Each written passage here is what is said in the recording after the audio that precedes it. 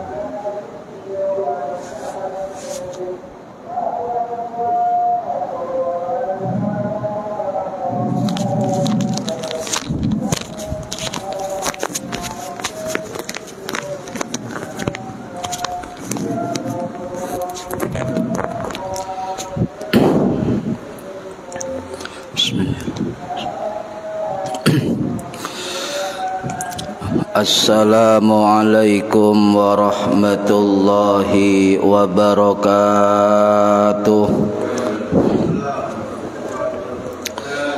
Bismillahirrahmanirrahim. Ila hadratin nabiyil mustafa Muhammad sallallahu alaihi wasallam wa ala alihi wa sahbihi ajma'in. Lahumul Fatihah. A'udzu billahi minasyaitonir rajim. Bismillahirrahmanirrahim.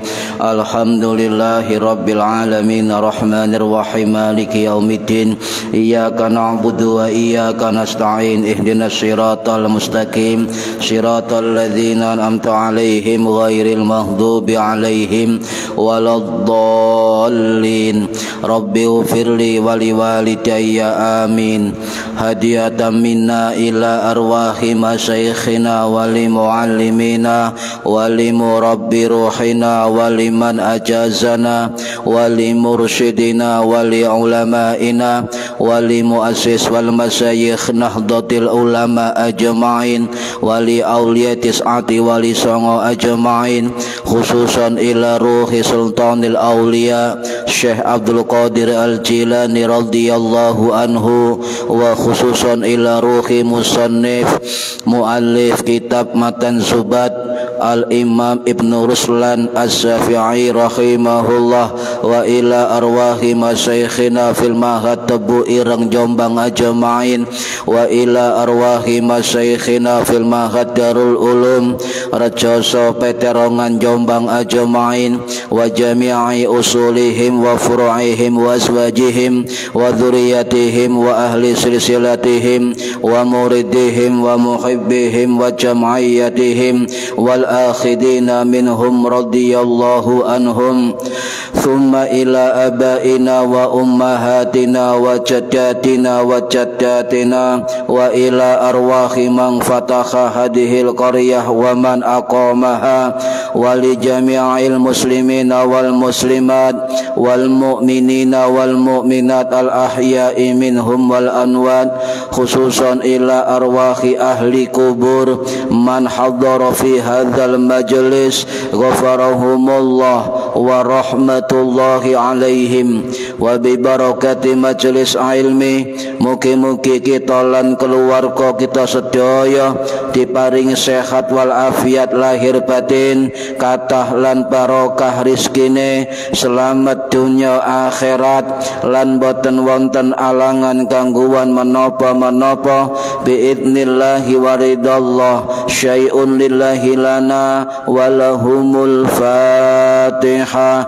A'udzu billahi minasyaitonir rajim. Bismillahirrahmanirrahim. Alhamdulillahi rabbil alamin arrahmanir rahim maliki yaumiddin. Iyyaka na'budu wa iyyaka nasta'in. Ihdinas siratal mustaqim. Siratal ladzina an'amta 'alaihim ghairil maghdubi 'alaihim waladdallin. Rabbi ighfirli wa liwalidayya amin. A'udzu billahi minasyaitonir rajim. Bismillahirrahmanirrahim. Alhamdulillahi rabbil alamin. Allahumma salli wa sallim wa barik ala sayyidina Muhammadin wa ala alihi wa sahbihi ajma'in. Wa la hawla wa la quwwata illa billahil aliyyil azim. Amma ba'du. Ingkang kawula hormati Bapak Ketua Takmir Masjid Darul Muttaqin, ingkang kula hormati para bapak, para ibu, jamaah rutin pengajian kitab Matan Subat.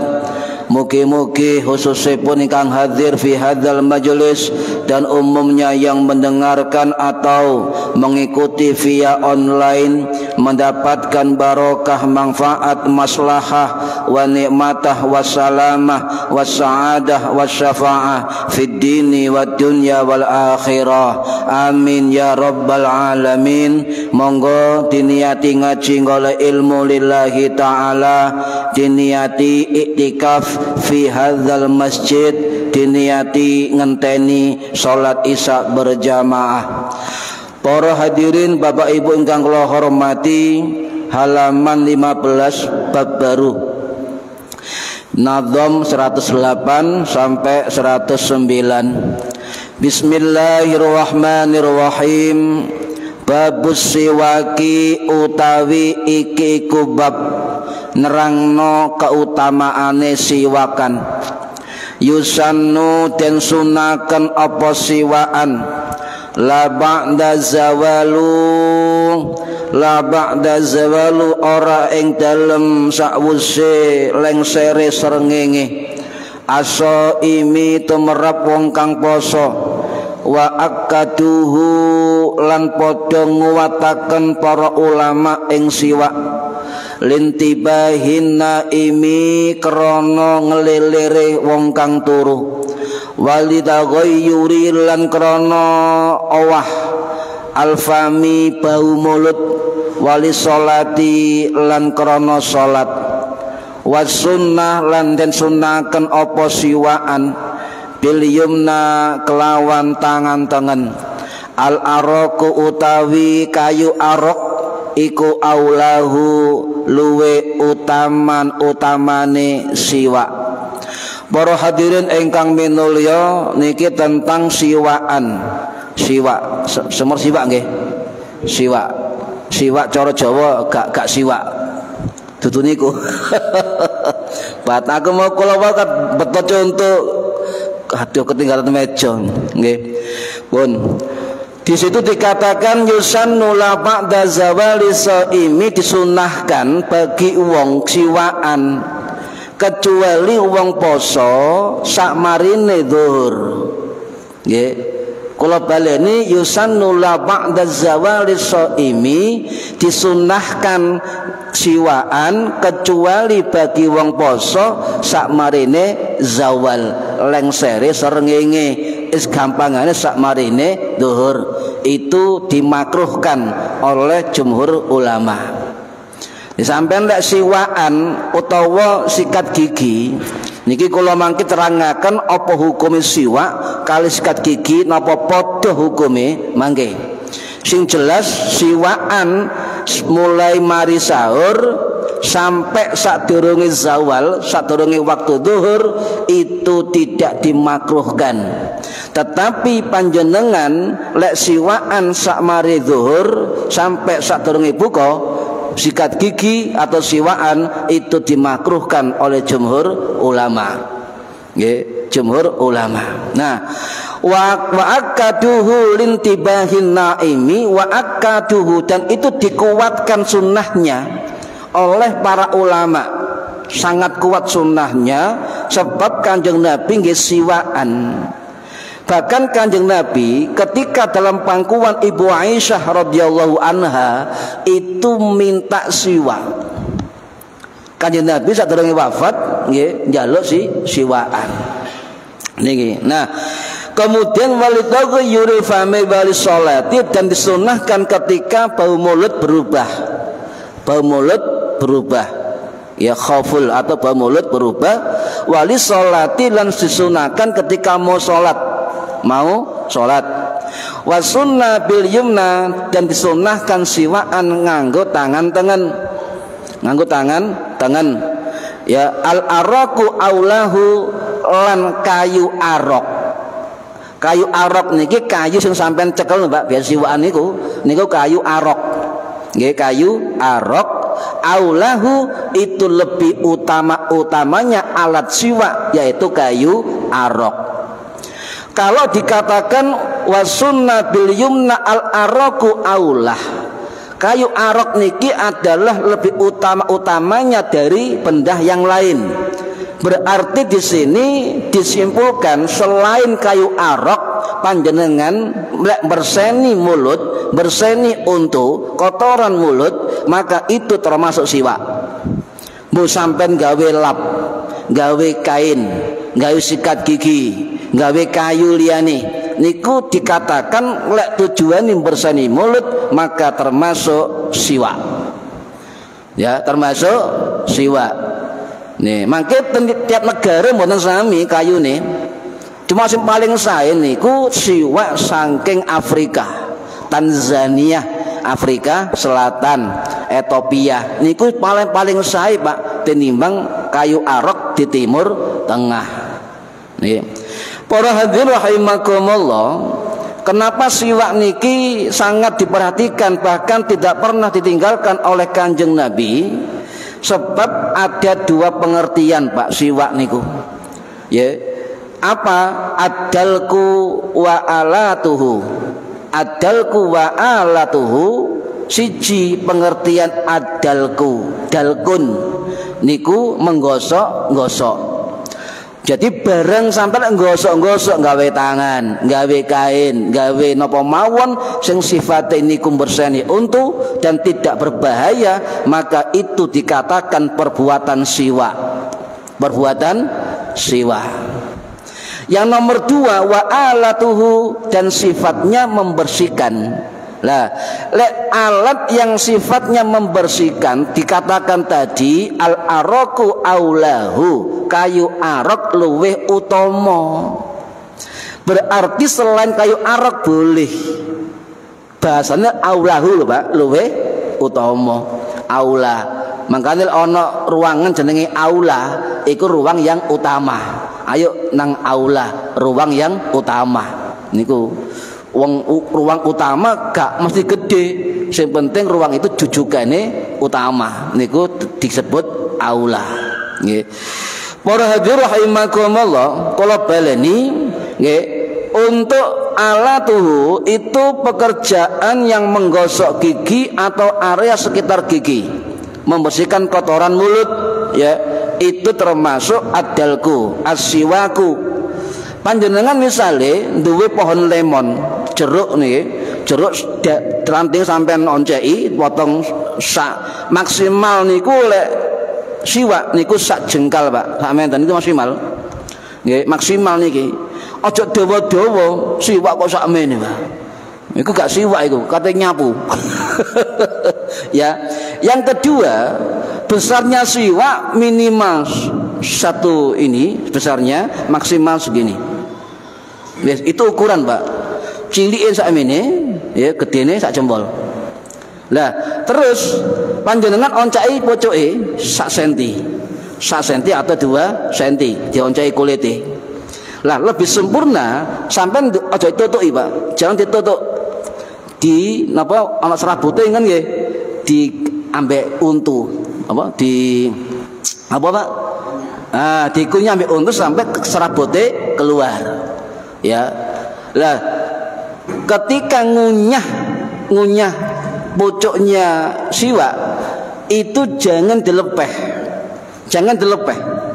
karena ada kandungan zat antivirus di dalamnya. Sampean telan, gini kan, dikunyah sampai serabutnya agak keluar lembut, nah dipakai gosok. Lah serasa dari siwak tadi jangan dilepeh, masukkan, karena itu mengandung enzim yang luar biasa, mematikan virus pencernaan dan sebagainya. Itu dari air perasan siwak tadi.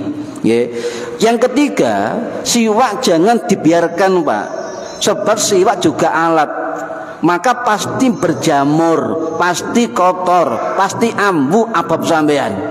Makanya setiap siwak itu kata guru saya 7 hari itu minimal dicuci, dicuci. Lek serate gede-gede, ya wis gede-gede Pak ya, wis jongat-jongat ngoten, sampean silet. Nah, buka mana Pak? Sak senti. Ngoten. Ya, anu mah dicokoti maneh sampai metu serabut. Nah, terus begitu. Lah 10 hari, 12 hari ya, itu sama rendem dengan air apa? Air jeruk atau air mawar atau apa? Air lemon pendem, direndam. Ya, supaya apa? Biar rasa aroma dari siwak itu tetap melekat di dalam siwak tersebut. Ya, itu Pak. Jadi enggak kemudian panjenengan siwakan kayune dijarno utuh. Gak dicokoti atau sampean kayak sudah mboten, sunai Kanjeng Nabi cokoti sampai serabutnya agak lembut nggih. Lah kemudian lek sampean sudah sakmene siwake ya ganti lho Pak. Ya, ganti. Ya minimal maksimal satu jengkal setangan sampean. Itu maksimal panjang dari siwak. Dan di sunnahnya dipegang dengan tangan kanan. Itu siwak.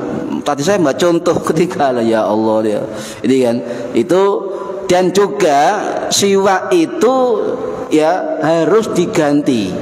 Ya minimal kebiasaan sampean berapa? 1 bulan ganti.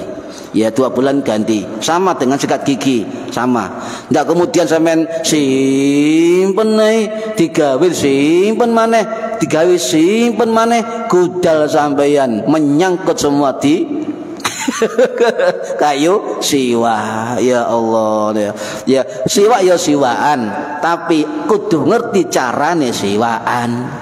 Siwak ya siwakan, tapi ngerti cara sunnah bagaimana cara siwakan, nyekeli siwak dan tadi nggih cara-caranya. Nggih. Para hadirin rahimakumullah, niku tentang siwak. Nah, kemudian siwak atau miswak ini bermacam-macam.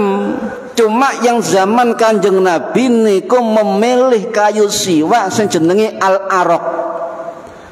Ono kayu teko Pakistan, India, Ethiopia, Tanzania, Nigeria, Mesir, Yaman, Arab Saudi, Palestina, nggih wonten. Cuma macam-macamnya banyak tentang kayu arok. Ya, lan kayu arok Kanjeng Nabi niku paling sae. Sak semerep kula sing sae niku sampe umroh haji lho nggih, ten pasar-pasar Madinah Mekah sampai tanglet napa kayu arok Tanzania. Tanzania itu sae. Pokoknya teko Afrika niku sae. Luwih sae tinimbang arok dari Timur Tengah. Nggih. Paling sae nggih mari Palestina niku sae, cuma wis angel dibom-bom ya entek siwae. Para hadirin rahimakumullah nggih. Nah, kemudian siwak atau miswak niki adalah tidak kemudian ada pada zaman Kanjeng Nabi. 7.000 tahun yang lalu pada peradaban Babilonia di Persia itu sudah menggunakan kayu arok sebagai siwak.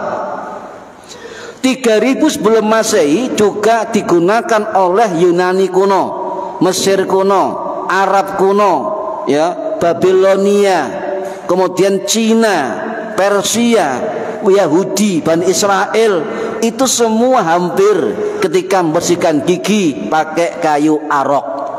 Berarti siwak niku sudah ada sebelum Kanjeng Nabi. Kalau sudah ada sebelum Kanjeng Nabi, berarti itu adalah tradisi, itu adalah peradaban. Jadi Kanjeng Nabi tidak menghapus tradisi yang baik di kalangan orang jahiliyah, orang Arab. Kalau itu baik maka dipakai, dan Nabi mengatakan apa? Kalau enggak memberatkan umatku, saya perintahkan umat untuk siwaan. Nah, ini nggih. Jadi nanti saya jelaskan. Ini tradisi, Pak. Tradisi. Jadi ngeten, Setiap tradisi ya itu pasti ada yang melakukan, ya ada yang melakukan. Dan agama apapun yang hadir itu di suatu tempat tidak turun, tidak lahir dari ruang kosong. Kanjeng Nabi hadir di Quraisy juga tidak kosong. Di situ ada adat istiadat, ada kebudayaan, ada etika sosial, ada namanya kondisi sosial dan sebagainya. Setiap agama baru oleh para nabi, termasuk agama Islam oleh Kanjeng Nabi Muhammad, dengan dihadapkan pada banyak tradisi, banyak adat istiadat yang dilakukan orang-orang Quraisy, maka Nabi menggunakan 4 pendekatan dalam dakwanya. Siji, kadang menggunakan konfrontasi. 2, kadang menggunakan pendekatan dialog. 3, kadang menggunakan pendekatan akomodasi. Kadang menggunakan pendekatan restorasi. Kadang memakai pendekatan inovasi. Ini yang kemudian oleh Wali Songo dilanjutkan dakwah ini, persis ala Wali Songo. Mengapa kita nggak dengar kisah-kisah ini? Sebab nggak nyampe, Pak. Coba kita baca sejarah tentang Madinah, tentang Quraisy dan sebagainya, itu pasti akan sampai informasinya. Contohnya Pak, strategi Nabi ketika dihadapkan pada tradisi yang sangat kolot di jahiliyah Quraisy. Contoh pendekatan inovasi nggih. Terobosan baru Kanjeng Nabi ketika berhadapan dengan jahiliyah Quraisy. Waktu itu kaum Quraisy itu kebanyakan tidak bisa baca, tidak bisa tulis, kebanyakan. Minim sekali orang bisa baca tulis, kecuali orang-orang terpandang. Kemudian Kanjeng Nabi melihat hal ini, ya, melakukan terobosan-terobosan khusus, terutama ketika Kanjeng Nabi menerima wahyu Iqra, bacalah. Ya.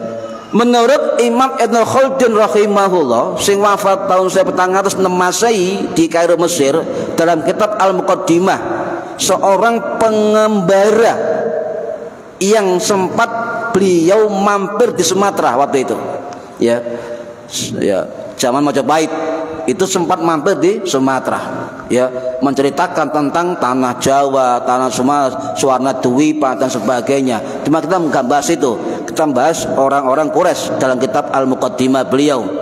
Beliau mengatakan, ya, kondisi literasi baca orang jahiliyah waktu Nabi mendakwakan Islam sangat minim. Kata Imam Ibnu Khaldun, sangat rendah. Kemudian Kanjeng Nabi setelah menerima wahyu Iqra, bacalah, gerakan literasi ditingkatkan oleh Kanjeng Nabi, gerakan membaca dilakukan oleh Kanjeng Nabi. Contoh bahasa yang terkenal waktu itu zaman Nabi ada 3, Pak. Bahasa Suryani, bahasa Ibrani, dan bahasa Yahudi. Kemudian Kanjeng Nabi faham, andai kata gak ngerti bahasa asing, maka kesukuan ashabiyah orang-orang Quraisy semakin kental. Tapi kalau mereka bersentuhan dengan orang-orang luar, wawasannya, literasinya, budayanya, peradabannya, membacanya, maka lebih luas wawasannya. Akhirnya Kanjeng Nabi ngumpul sahabat, sahabat kumpul, aku kepingin berdialog dengan raja-raja di dunia. Maka saya perintahkan kepada Zaid bin Sabit, sahabat Nabi, untuk belajar bahasa Yahudi, baik lesan maupun tulisan. Ya, niki sahih riwayat Imam Bukhari, Muslim, Pak. Akhirnya Zaid bin Sabit cerdasnya luar biasa, dalam 10 hari bisa menguasai bahasa Yahudi. Akhirnya Nabi menyuruh lagi, Zaid bin Sabit, belajarlah bahasa Suryani, belajarlah bahasa Ibrani. 2 bahasa ini waktu zaman Nabi itu bahasa internasional. Siapa menguasai bahasa 2 bahasa ini, kata Ibnu Khaldun, maka bisa menguasai dunia waktu itu. Akhirnya Zaid bin Sabit, ya, belajar bahasa Suryani, belajar bahasa Ibrani, dilanjutkan diikuti oleh sahabat yang lain, ya, maka banyak sahabat yang faham tentang dunia bahasa dan kemudian wawasannya bertambah. Sebab ketika ada perubahan, salah satu bentuk yang dirubah adalah pemikiran. Pemikiran bisa dirubah kalau dimaksud dengan berbagai wawasan, perbandingan tentang peradaban, literasi, ilmu dan sebagainya. Selama kita enggak keluar, tidak menambah wawasan, maka kita laksana kata dalam tempurung, kebenaran di dalamnya dan kebenar paling solid, padahal banyak kebenaran yang lain di luar tempurung, gak maju-maju. Ya, ini adalah Kanjeng Nabi Pak sudah melakukan itu. Ya, sudah melakukan itu. Akhirnya Kanjeng Nabi mukjizatnya begini. Meskipun Zaid bin Sabit dan para sahabat yang lain menguasai 3 bahasa, walaupun Kanjeng Nabi kayak maca kayak nulis, ketika Zaid bin Sabit memakai bahasa Ibrani, Nabi paham. Ketika Zaid memakai bahasa Suryani, Nabi paham. Loh, kapan belajar ya Kanjeng Nabi? Mukjizat ini, Pak. Nggih, mukjizat. Wes, Nabi Sulaiman duwe mukjizat iso omong-omongan karo kewan nggih. Nah, wonten keterangan ulama sejarah ngeten. Seluruh mukjizat para nabi semua dimiliki oleh Kanjeng Nabi Muhammad sallallahu alaihi wasallam. Tidak hanya Nabi omong-omongan ambek unta, ambek semut, ambek watu, bahkan Nabi pernah mendengar tangisan pohon kurma. Berarti ngerti basa kewan, basa pohon, basa macam-macam. Kanjeng Nabi. Nggih. Ini contoh, Pak, contoh inovasi. Makanya ketika mau maju, maka buatlah terobosan, inovasi kayak Kanjeng Nabi. Ojo meneng mawon. Ya, jangan diam. Siapa diam tempat, maka dia tidak akan bisa melangkah. Banyak orang yang berkeringat tapi nampaknya berkeringat tapi jalan di tempat. Ayo keringatan tapi melangkah ke depan. Para hadirin rahimakumullah. Itu contoh inovatif nggih. Tadi diterobos oleh Kanjeng Nabi, nggih.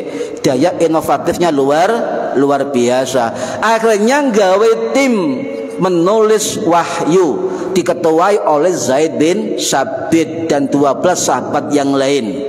Akhirnya akeh sahabat sing iso maca, Pak, sing iso nulis, Pak, sing iso bahasa asing, Pak. Disinilah kemudian peradaban Islam semakin melebar ke mana-mana sebab bahasa.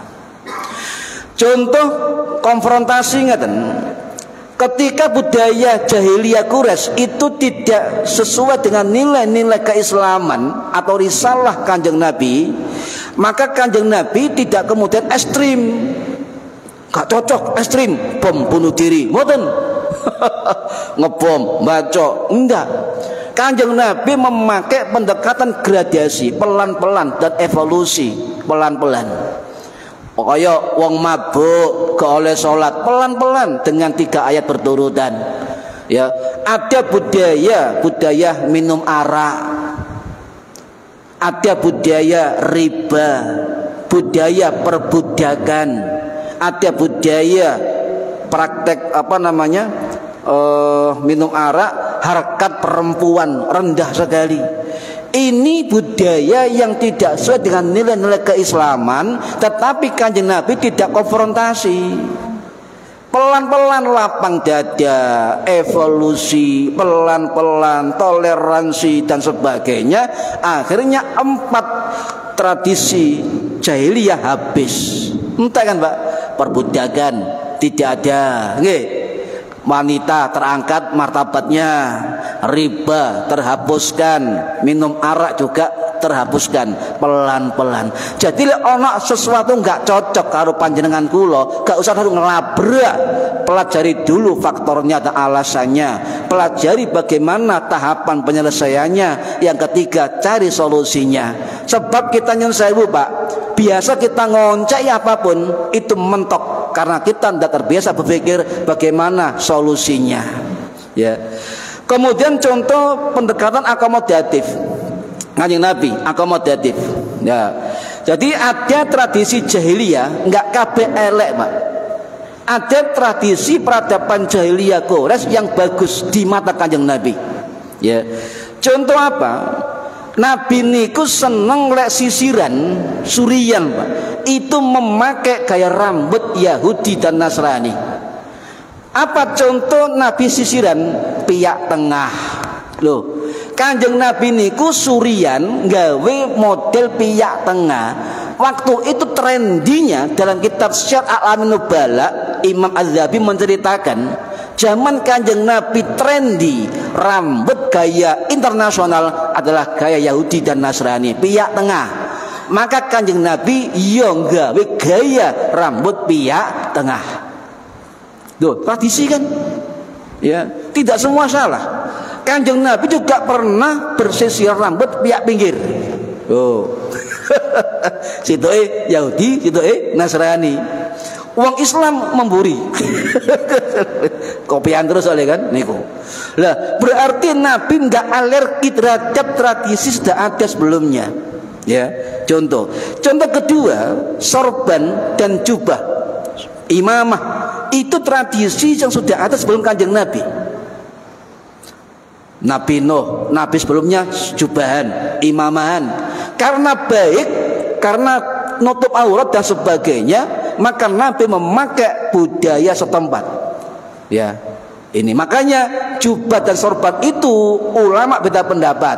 Ono sing ngarani sunnah, ono sing ngarani tidak sunnah. Sebab itu budaya Arab.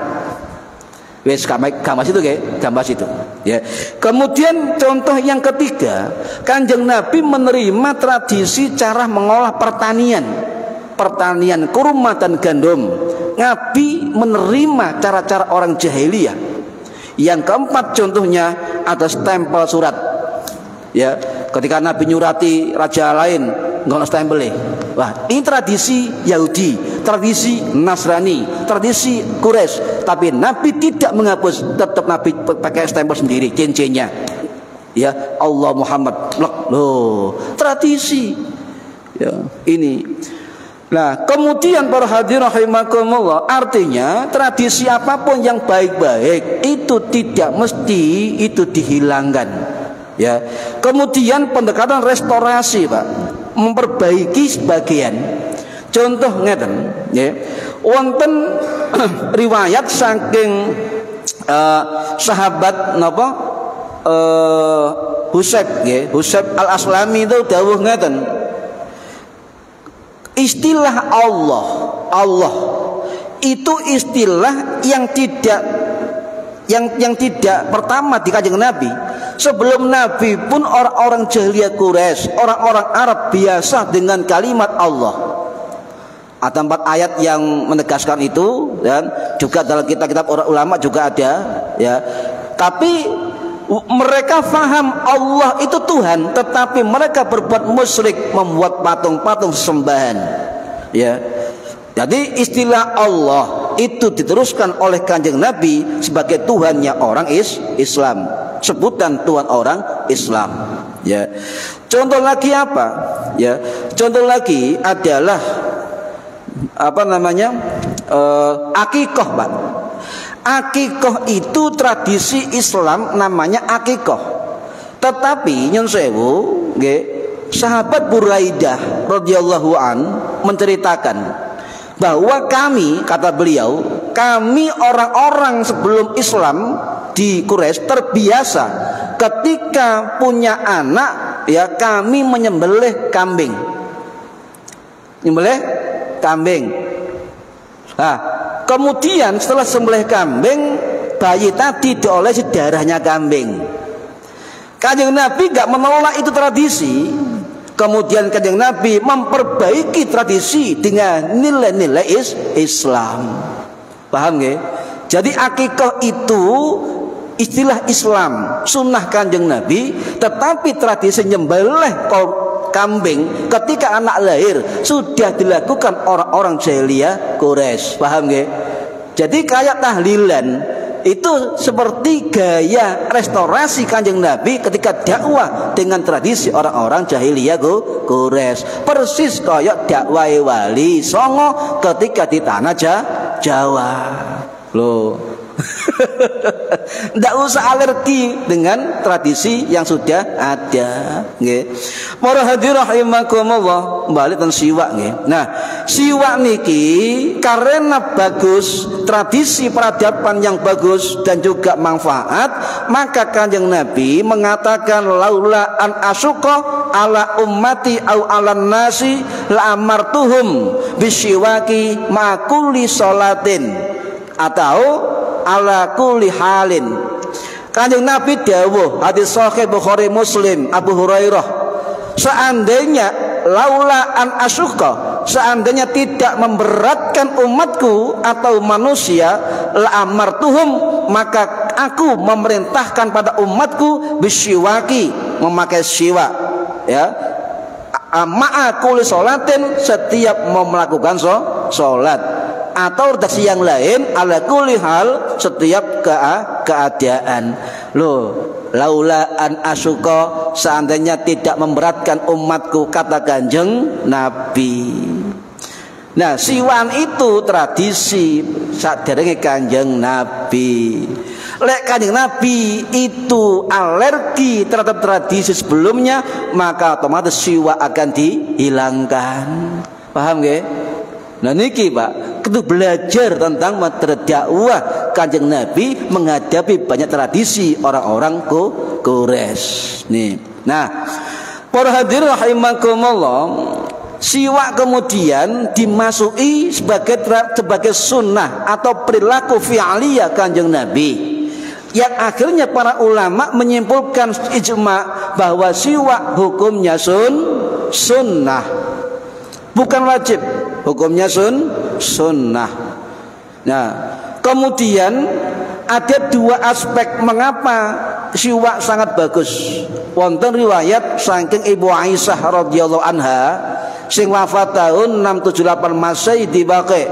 Niki riwayat banyak ulama hadis, termasuk Imam Al-Humaidi, Imam Hambali, Imam Ibnu Hibban, Imam An-Nasai, Imam Ad-Darimi dan sebagainya, mengatakan Kanjeng Nabi dawuh as-siwaku madharatun lil fami mardhatun lirabbi. Siwak itu adalah mensucikan mulut dan mendatangkan keridhaan Tuhan, mendatangkan ridha Allah. Niku siwak. Ya, ada dua aspek berarti Pak. Aspek kebersihan, yang kedua aspek spiritual atau aspek syariat, kemudian dikatakan hukumnya sunnah. Ya. Kenapa wong Jawa kok jarang siwakan? Mangke nggih. Lah, manfaate dos pundi siwak niku kuwatah manfaate. Kathah manfaate. Nyun sewu kula piyambak jarang siwakan, kula lakoni. Jarang siwakan nggih. Manfaate kathah, Pak. Cuma rumen teng pondok, waktu hafal-hafalan nahwu, hafalan imriti, hafalan nopo, kedah beto siwak. Kenapa? Terus si guru kita, ayo siwaan, sadurunge ngapalno, ayo siwaan sadurunge napa? Mempertajam ingatan, mempertajam mata dan juga menyehatkan jantung. Ya, memfasihkan lesan, menguatkan gigi, ya, membersihkan gusi, mewangikan aroma mulut, ya, tenggorokan bebas dari dahak, ya, meluruskan punggung. Niki banyak fungsi. Dalam kitab Tuhfatus Sulak fi Fawaidi Siwak niku didawuhkan oleh Imam Al-Ghamrawi ngeten, ada 48 manfaat kesehatan orang menggunakan siwak, ya, sebagai sunnah Kanjeng Nabi. Ya. Ana enggak siwak? Wonten dah. Wonten. Wonten. Mbah siwak tapi gak nggawa siwak. Kata sing ngomong misalnya gitu. Kata manfaatnya Pak, kata manfaatnya. Intinya 4 mazhab itu ijma, ya, mengatakan bahwa siwak niku hukumnya sunnah, ya, hukumnya sunnah. Nah, tenazam niki waktu-waktu sunnah napa mawon siwaan tanazum ini dikatakan ketika walitu ghayyuril fami, ketika bau mulut berubah basin sampean siwaan ya, atau ketika napa ngelilir atau bangun tidur sampean siwaan. Tetapi dalam hadis-hadis Kanjeng Nabi niku ana beberapa tempat-tempat atau kondisi disunahkan siwak. Siji ya napa tangi turu. Ya tangi turu ababe niku lho Pak. Kon siwakan. Nggih.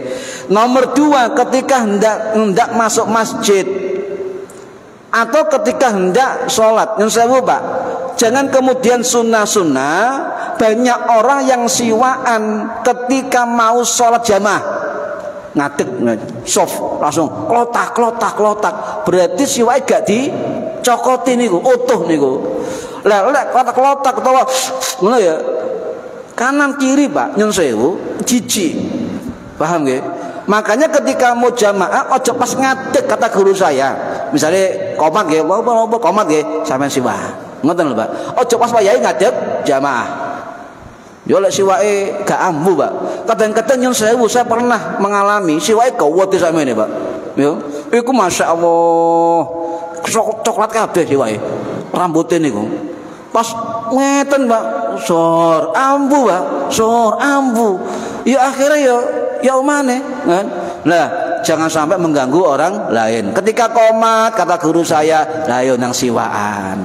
Ya, bukan kemudian mau takbir, bukan. Ketika mau komat baru siwaan kemudian di barisan soft. Itu yang diomongkan oleh guru-guru kami ya. Para hadirin rahimakumullah, apalagi ketika sampean masuk rumah, masuk masjid, keluar masjid sebelum wudu, itu juga kondisi sunnah siwaan. Wes, intinya para ulama ala kulli hal, setiap kondisi apapun boleh siwaan, tetapi tetap apa? Ittiba li sunnatir rasul, mengikuti super kebiasaan Kanjeng Nabi. Kapan Nabi siwaan? Nah, diteropong oleh para ulama hadis. Nggih niku. Ya. Para hadirin rahimakumullah. Dan mereka dikatakan pengarang kitab ya, itu sunnah ya, yusannu dan sunnahkan, disunahkan, kecuali apa? Ba'da zawal, tidak disunahkan ketika matahari sudah apa? Tidak zawal, wis mari zuhur. Lah, iki pendapat mazhab Syafi'i. Mazhab Syafi'i. Ya, ngapunten Pak, oleh takon, sing makruh iku siwaan apa posoe? Sing makruh niku siwaane, bukan puasanya. Ngapunten. Sampai lek siwaan pagi itu masih dianggap sunnah. Ya, oleh pahala siwaan sampean. Nah lek makruh lek mari zuhur sampean siwaan sikat gigi tidak dapat apa-apa, sebab hukumnya makruh. Duduk posone tapi siwaane, jok keliru sampean. Ya niki mungkin lek poso dianggap makruh maren niki ya. Nggih. Niki lah makruh setelah zuhur niku memang pendapat Imam Syafi'i dalam kitab Al-Um. Tetapi para hadirin, di dalam mazhab Syafi'i ada dua pendapat. Nggih. Sebelum zuhur itu boleh, setelah zuhur hukumnya makruh. Pendapat yang pertama. Pendapat yang kedua dalam mazhab Syafi'i, sebelum zuhur boleh, mari zuhur ya boleh mutlak. Ini dua pendapat. Pendapat ini sama-sama kuat Pak. Cuma hati-hati kata guru saya ngeten. Lek sampean milih pendapat mazhab Syafi'i yang kedua, boleh siwak sikat gigi wong poso sak mari zuhur, hati-hati. Ojo sampai rasane melbu nok batas kerongkongan. Paham nggih? Iki lho Pak, iki batase poso iki Pak. Batase poso.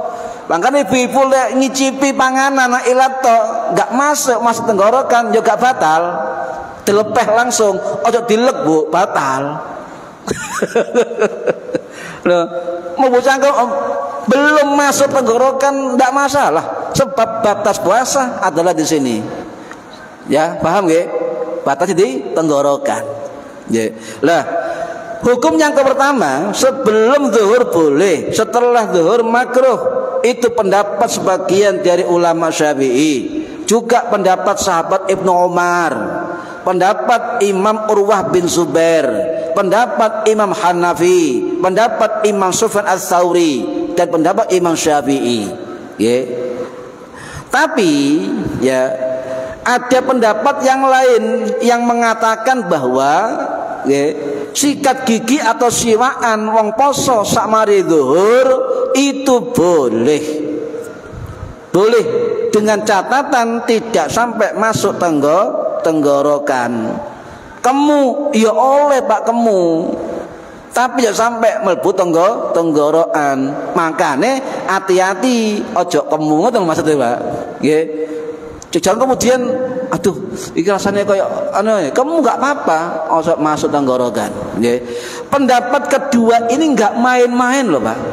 Ini pendapat ulama besar Syafi'i, muhakkik mazhab sinten Imam Nawawi rahimahullah dalam kitab Al-Majmu' Syarhul Muhadzab sing wafat tahun 1277 Masehi di Nawasuriyah, dan juga pendapat beliau termaktub dalam kitab Raudhatut Thalibin wa Umdatul Muftin juga mengatakan boleh siwaan sikat gigi wong poso sak mari zuhur. Boleh kata Imam Nawawi. Bahkan ini juga pendapat dari Imam Ar-Rafi'i rahimahullah sing wafat tahun 1226 Masehi di Iran. Wis, lek Imam Nawawi, Imam Rafi'i, Syekhani fi madzhabil Syafi'i sudah mengatakan boleh, maka pendapat keduanya itu boleh diambil sebab termasuk pendapat kuat di dalam madzhab Syafi'i. Kau sama mamang. Loh, Cak, sampean poso kok sikatan Cak? Jam 2 awan. Enggak masalah, ambil pendapat yang kedua sebab sama-sama kuat pendapat di dalam madzhab Syafi'i. Paham nggih? Cuma hati-hati, jangan sampai odole mlebu. Odole mlebu. Isis. Niku tak batasannya, nggih. Batasannya itu tok, jangan saya masuk nggih. Wahtaron Nawawi adamul karahati mutlaqon, nggih. Adapun Imam Nawawi memilih pendapat tidak makruh mutlak adalah pendapat dari Imam Nawawi. Loh, ikulah Syafi'i, Pak. Wis tak preteli 4 mazhab. Apa boleh sikat gigi siwan mari zuhur wong poso? Mazhab Hanafi mengatakan tidak masalah. La ba'sa fi. Tidak masalah wong siwaan sikat gigi mari zuhur poso. Masih di awal atau di akhir puasanya. Tidak masalah kata beliau. Baik siwak basah, siwak kering tidak masalah, tapi hati-hati. Mazhab Maliki mengatakan apa boleh siwaan sikat gigi wong poso mari zuhur? La ba'sa, tidak apa-apa. La karoha, tidak makruh, tapi hati-hati. Lek basah makruh, lek kering boleh. Loh. Mazhab Maliki. Hambali terus pundi makruh sadurunge zuhur. Padha mek mazhab Syafi'i. Niki para hadirin. Lah, pertanyaannya apa sama siwak dengan sikat gigi? Saniki nggih. Teknologi bertambah maju. Cek dangu ya. Habis. Cek tak tambah ini. Sikat gigi sama, fungsinya membersihkan gigi. Dalam kitab Fathul Qorib dikatakan boleh. Dalam kitab Al-Fislami Wadil itu boleh. Artinya fungsi siwak bisa diwakili oleh sikat gigi sampai niati ittiba li sunnatir Rasul, ngelakoni sunai Kanjeng Nabi. Podo oleh hasil wayak sulu menghasilkan keduanya. Paham nggih? Nggih, mugi-mugi manfaat fid dini wad dunya wal akhirah. Al-Fatihah. A'udzubillahi minasyaitonir rajim. Bismillahirrahmanirrahim. Alhamdulillahirabbil alamin arrahmanir rahim maliki yaumiddin. Iyyaka na'budu wa iyyaka nasta'in. Ihdinas siratal mustaqim. Siratal ladzina an'amta 'alaihim ghairil maghdubi 'alaihim waladdallin. Rabbi firli wa liwalidayya amin. A'udzubillahi minasyaitonir rajim. Bismillahirrahmanirrahim. Allahumma shalli wa sallim wa barik ala sayyidina Muhammad walhamdulillahi rabbil alamin. Allahumma 'allimna 'ilmal Qur'an wa 'allimna 'ilma la ilaha illallah wa 'allimna min ladunka 'ilman nasiru bihi kamil mahya dalaman wa sallallahu ala sayyidina Muhammad walhamdulillahi rabbil alamin. Wallahu a'lam bissawab. Assalamualaikum warahmatullahi wabarakatuh. Allahumma shalli ala Muhammad.